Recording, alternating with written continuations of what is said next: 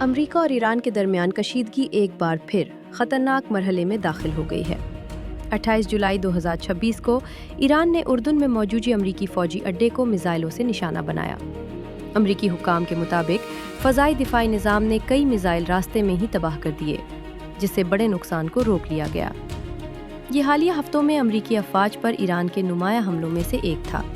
اس کے اگلے روز 29 جولائی کو امریکی صدر ڈونلڈ ٹرمپ نے سخت رد عمل دیتے ہوئے کہا، اب ہماری باری ہے، اور خبردار کیا کہ امریکہ ایران کو بہت سخت جواب دے گا۔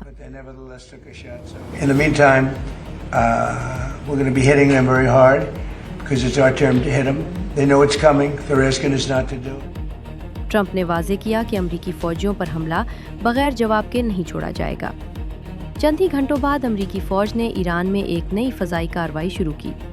امریکی سینٹرل کمانڈ کے مطابق ان حملوں میں انقلابی گارڈز کے کمانڈ سینٹرز، میزائل اور ڈرون تنصیبات، ساحلی دفاعی مقامات اور دیگر فوجی اہداف کو نشانہ بنایا گیا۔ پھر 30 جولائی کو ایرانی میڈیا نے اطلاع دی کہ امریکہ نے جنوبی ایران کے کشم جزیرے اور اس کے اطراف، جن میں آبادان بھی شامل ہے، نئے فضائی حملے کیے۔ مقامی حکام نے دھماکوں کی تصدیق کی، جبکہ بعض رپورٹس کے مطابق کشم جزیرے پر رہائشی علاقوں کو بھی نقصان پہنچا۔ ان مسلسل حملوں اور جوابی کارروائیوں نے پورے مشرق وسطیٰ میں تشویش بڑھا دی ہے، اور خدشہ ظاہر کیا جا رہا ہے کہ اگر سفارتی کوششیں ناکام رہیں تو یہ تنازع مزید شدت اختیار کر سکتا ہے۔